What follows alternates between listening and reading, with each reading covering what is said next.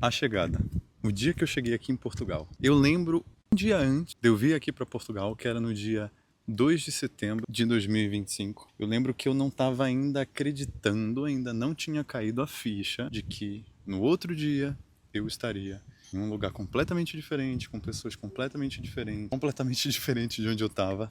Tanto que, na época, a pessoa que eu namorava, ela viu que eu estava tão em choque, assim, tão preocupado, que ela disse assim: Ei, aproveita esse momento que você está agora com a sua família. Amanhã você vai estar em outro lugar. Aproveita esses momentos de agora antes de você ir para lá. Porque eu estava tão... Caramba, amanhã eu vou estar num lugar diferente, vou estar num lugar diferente. E no outro dia, depois do dia 2, no dia 3, que foi o dia que eu embarquei, eu lembro da sensação de eu estar no aeroporto, da minha família, os meus amigos, as pessoas que eu amo estando lá, e eu tendo que me despedir. Eu lembro do chororô que foi. Eu aguentei até o último minuto para embarcar. Literalmente, quando eu embarquei e cheguei, todo mundo já estava entrando no avião porque eu tentei segurar o máximo que eu conseguia para estar com a minha família o máximo que eu conseguisse, o máximo que eu conseguisse. E eu lembro da sensação, eu até me arrepio de falar, eu lembro da sensação de eu passando, eu tenho até esse vídeo, eu vou colocar um trecho dele aqui, de eu me despedindo da minha família. E quando eu virei as costas, eu chorei de uma forma absurda, como eu nunca tinha chorado na minha vida. E eu senti uma sensação no meu peito, no meu coração, quando eu passei ali do detector de metal, eu falei, agora vai. Agora o negócio ficou sério. Eu realmente estou indo para outro lugar. Eu estou embarcando no avião e estou indo para outro lugar. Foi quando eu olhei ali e chorei. Fiz uma conexão de São Paulo, Belém, São Paulo, Lisboa. No total foram umas 12 horas de viagem. Cheguei de manhã aqui em Portugal, cheguei em Lisboa. Basicamente eu passei o voo inteiro chorando, pensando, meu Deus, o que eu tô fazendo? Será que eu tô fazendo a coisa certa? Eu chorava, olhava pela janela, ouvia música, tinha um ursinho que meu irmão botou de pelúcia, tinha cartas que tinham colocado na minha mochila e eu comecei a chorar muito. E meu Deus, o que eu tô fazendo? Será que eu tô fazendo a escolha certa? E tava conversando com outras duas brasileiras que estavam do meu lado e elas falaram, caramba, você é muito jovem, você tá indo sozinho? Tô indo sozinho, eu e Deus. E caramba, você é muito corajoso. E de fato, quando eu cheguei aqui em Portugal, eu fui recebido por um amigo do meu pai no aeroporto em Lisboa. Eu escolhi Lisboa porque a passagem estava muito mais barata de Belém, São Paulo, Lisboa, do que Belém, Lisboa ou São Paulo, Porto, ou São Paulo, Lisboa, Porto. Era muito mais caro. Então foi muito mais barato. Eu simplesmente desci em Lisboa, pegar o autocarro e vim aqui para o Porto. Quando eu cheguei em Lisboa, tinha um amigo do meu pai, que foi um ex-aluno dele, que me recebeu. Foi muito importante ter essa pessoa, porque imagina você chegar num lugar completamente diferente e você não conhecer ninguém. Então uma dica que eu dou é ver se você tem algum conhecido, nem que seja um conhecido de alguém que você conhece que mora aqui, para te receber minimamente no lugar que você vai chegar, seja em Lisboa ou em Porto, que são os maiores aeroportos que tem aqui. Porque, por exemplo, fez muita diferença eu chegar aqui. Ele me recebeu, ele pagou um lanche pra mim. Eu lembro que eu comi no McDonald's. Eu lembro de eu chegando e olhando 6 euros um McDonald's gigante, tipo com batata e bebida e tudo. E ele comprou um chip de celular pra mim, de telemóvel, que é da Uso. Inclusive é o chip que eu uso até hoje, né? Eu fechei com essa operadora. Não é fazendo propaganda, propaganda gratuita. Então fechei com essa operadora e ele pagou meu ticket de autocarro para ir do Porto, para ir de Lisboa até o Porto, porque eu não fazia nem ideia de como comprava, eu não fazia nem ideia, nem tinha baixado o Wise no meu celular, não sabia nem direito o que fazer. Então foi muito importante ter ele para me receber aqui, porque já fez toda a diferença. Só que aí quando eu peguei o autocarro de Lisboa e vim para o Porto, 3 horas de viagem, quando eu cheguei no Porto, de fato, eu não conhecia ninguém.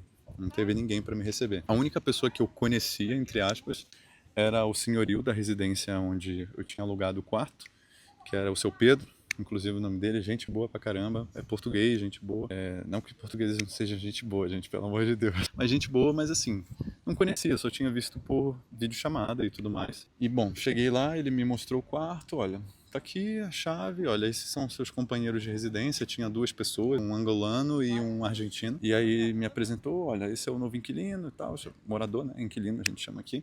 E ele vai morar aqui e tá aqui a chave, ó. E aí eu peguei, tava com duas malas, entrei no quarto, fechei a porta, coloquei as malas assim de lado, fechei a porta e escorei na parede assim, sentei assim que nem eu tô no chão e desabei no choro, desabei no choro, desabei no choro. Eu olhava para aquele quarto e ficava, que lugar estranho é esse? Eu quero meu quarto, eu quero minha cama, eu quero meu travesseiro. Que lugar estranho, que casa estranha é essa? O que que eu tô fazendo aqui? E eu lembro que eu cheguei aqui no Porto, era umas 5 horas da tarde. Eu fiquei de 5 horas até umas 8 horas da noite chorando.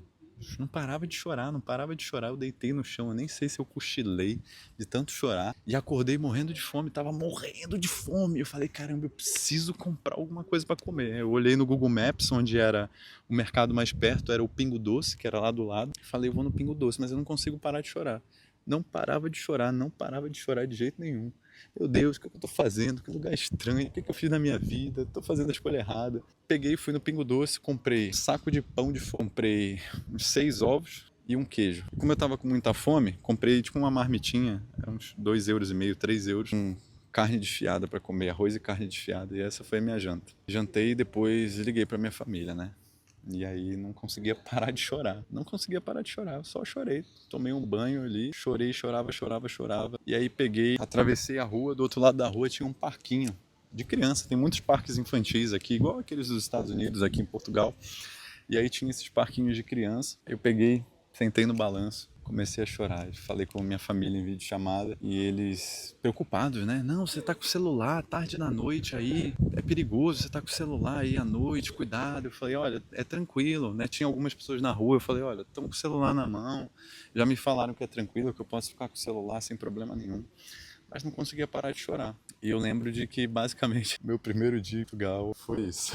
E aí depois eu fiquei mais ou menos uns 2 ou 3 dias ainda muito mal, realmente chorando. E aí eu conversei com um amigo meu, que é o Pedro, que inclusive viramos amigos porque ele viu meu nome na lista de aprovados da Universidade do Porto.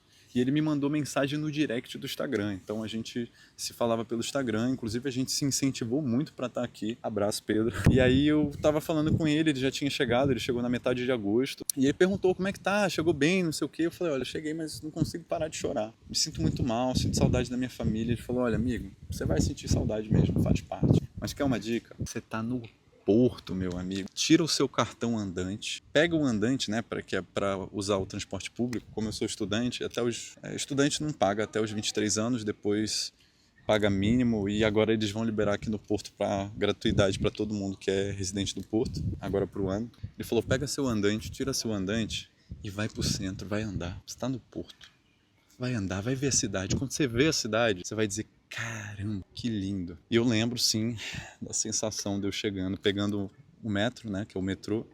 Fiquei logo impressionado que não tinha catraca, já começa por aí, não tinha catraca. Qualquer um entra, se quiser pagar, paga, se não quiser, não paga. Tem os fiscais depois que passam e vão picando, né, que chamam, vão passando ali para uma vez ou outra.